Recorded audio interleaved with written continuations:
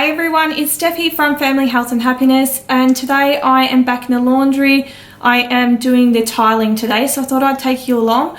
Of course, I'm going to have some little pointers and tips that I've learned along the way, so I hope you enjoy the video. Okay, so this is the tools that you will need. You will need some glue with the tile wedges we spoke about before, the 1.5mm cross spacers, and you'll need a bucket with some fresh water and a sponge. You'll also need a notching trowel. So this comes to my first tip. The bathroom, I used this size notching trowel because this is what I had in the shed, and then I actually got the tiler to take over, and then he was wondering what the hell was going on because I used an 8mm notching trowel and it should have been a 12.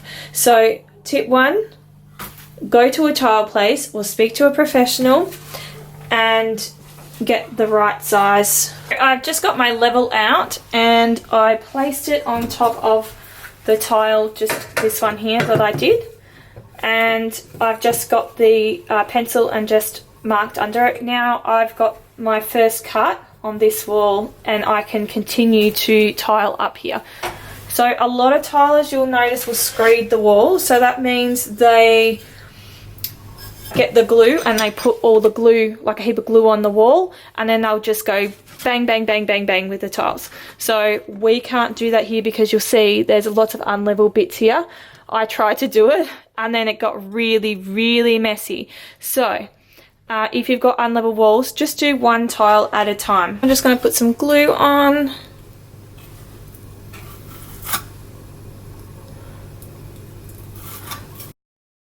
And I'm going to stick it on the wall. Again, the biscuit side is towards, so the non-manufactured end is towards the wall, so it's nice clean. And I'll see if there's enough glue when I put this on, and that feels pretty good. So I'll grab my spacers, and here they are. So you need a spacer under it and a spacer in between. Spacer there, a spacer here. Now, this is another tiling mistake that I will show you. So you should never finish a wall half done like this because the tiles do tend to slide. So I actually think we might have a problem. But yeah, it feels like that side's slightly dropped a bit, so it's not going to be perfectly 1.5mm, which is a pain, but that's what you get for not doing them row by row. And this is what I mean, it gets messy. See, my fingers are already really messy. Beautiful. I'll grab another spacer.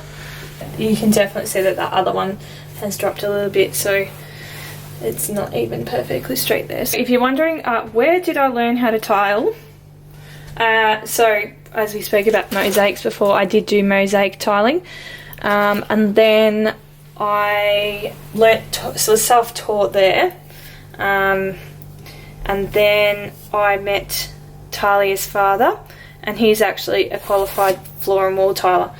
So he used to have his own little business as well, so I used to you know, pick up things from him.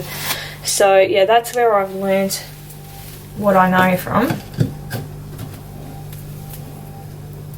and obviously bits that I've learnt myself along the way, doing things myself. So yes, I could get someone in to do this tiling, but so now I need more glue. I'll bring the camera a bit closer.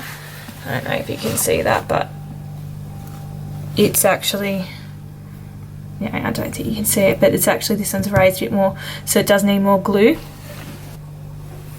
And as I was saying last time, you can't predict it. So this end's fine, it's just this end. And you can't predict it because you've got those unlevel walls. As I was saying, it needs to be done row by row, otherwise you get this problem where you've got tiles sagging down. Alright, so now that's done, I'm just going to cut some tiles to go here, just so I can show you how to use the tile cutter, and then I might go through just how to work out how many meters you need for a tile splashback.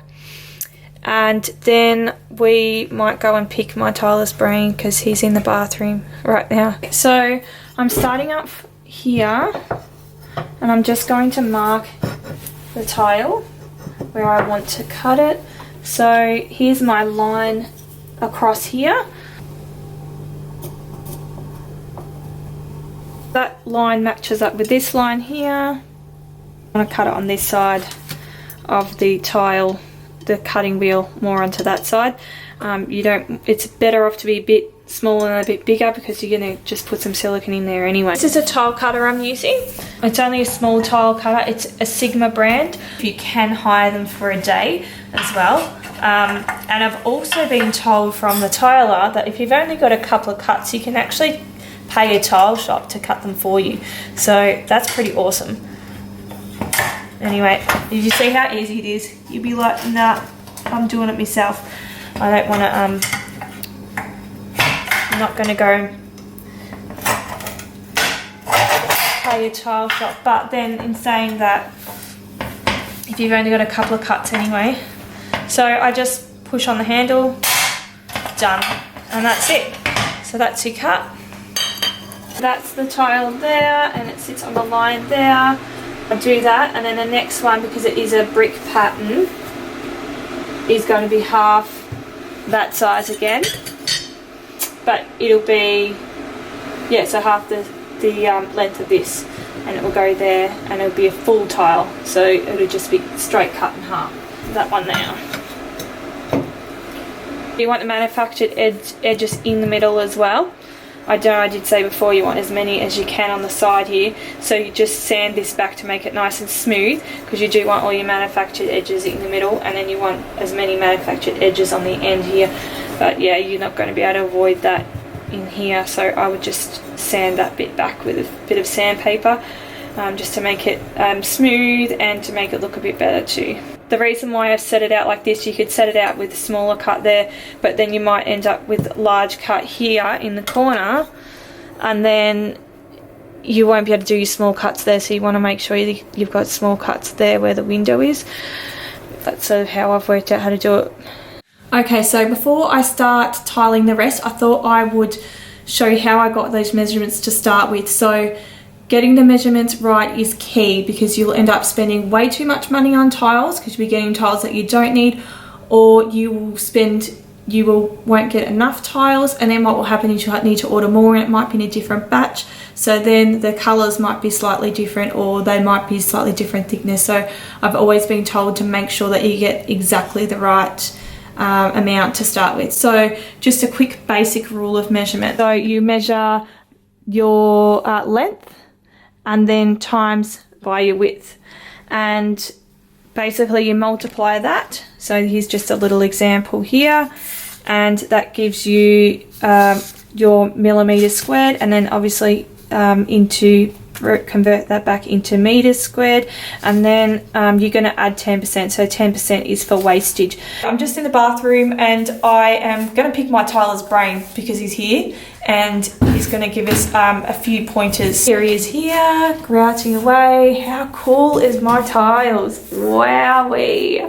So excited. For the first time tilers, what tiles would you recommend using? So I'm talking about size and type of tiles, and why would you use them? On the floor, I'd use 400x400 because they're the most easiest and most common to handle and most common size that you'll see. Personally, I prefer a darker tile on the floor as a contrast, because I would like to use white tiles on the wall. 3x6 is the most common that you'll see. Which are this size, by the way. Which is this size that you see on the wall. So this is what you're seeing here. And these you can normally get relatively cheap now. But when you're using this and the floor tiles, you can use the same size trowel. So you'd be using a 12mm trowel over the whole job then. Cool, so it makes life easier. So what are the most common mistakes you see from DIYers, and how can you fix it? Maybe people not washing grout off properly. Okay. Or not cleaning the job as they go properly. Yep. Leaving far too much glue on the surface, which makes life so much harder to finish the job itself. So like what I did in the in the laundry. Exactly. Yeah, the same thing okay. in the laundry. So how do you know what colour grout and silicone to use with your tiles? The most common thing you can normally do to pick your grout would be to either go the same colour or a couple of shades lighter on the grout as to the tile, or a completely contrasting colour. So for example, like we've got grey in the white tiles here instead of white, because it doesn't show up as much marks later on. A lighter grout will always show up more dirt. Silicone, you have two choices. So silicone, you can either match the grout or match the tile. So in this instance, we match the grout in the corners so that it matches the rest of the tiles. But when I do the silicone on the roof, I'll more likely use white to blend it in and hide any of the ugliness. Firstly, I thought I'd just show you how it's all turned out. So in the end, I did have to use some wedges here to make the grout joins line up. So if you remember before me saying one of the tips was to make sure you you should tile each line at a time so to stop it from slipping, which is something that I didn't do, so it has slipped a little bit. Now because of that, I've had to make this line slip as well. So I've done that by just using wedges and lining it up so it lines up with this side. Otherwise your grout joins would have been really uneven, and then at the top here it would have been finishing higher because the grout joins were going to be bigger grout joins. So it really does make a difference. If you do mess up one side, then you'll mess up the other side as well. So this is the way I've corrected it without actually ripping all the tiles off. I'm up to grouting, so I'm just going to show you what I've done and to show you how to mix up all the grout as well, and it gives me an opportunity to show you this bad boy. I'm so excited to use it. I've just got it in the mail. It comes with 3 other attachments, and I've actually heard some really good things about it, so let's see if it actually works. So this glue behind me is mastic glue, so it's meant to be really, really hard to get off. So let's see if it does its job. So this is it in action.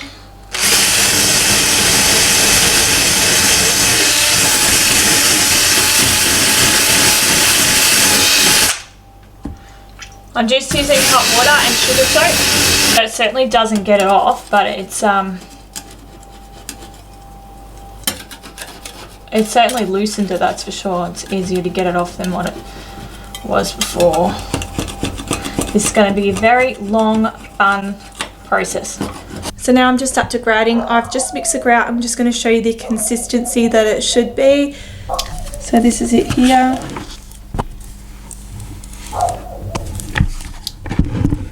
Just sort of give you an idea. It doesn't really show you too well, does it?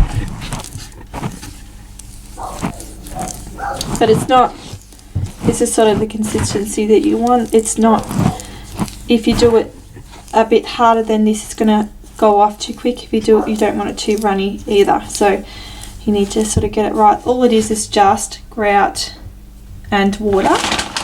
So this is the grout that I've used. It's an Ardex called Misty Grey. Also you need a wash bucket and then a sponge. So you just grab a big glob like this and then just press it straight into the cracks of the tiles.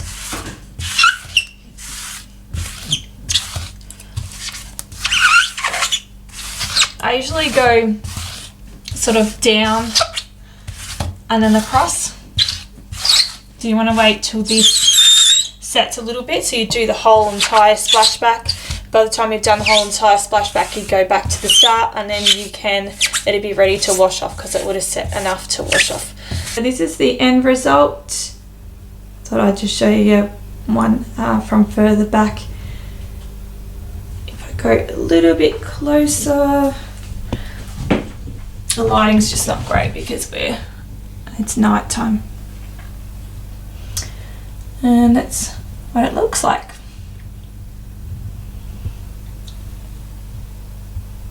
Should be silicone here in the corners here, and just along the bottom here we'll need silicone as well. Thank you for watching, and I will see you in the next video. Bye.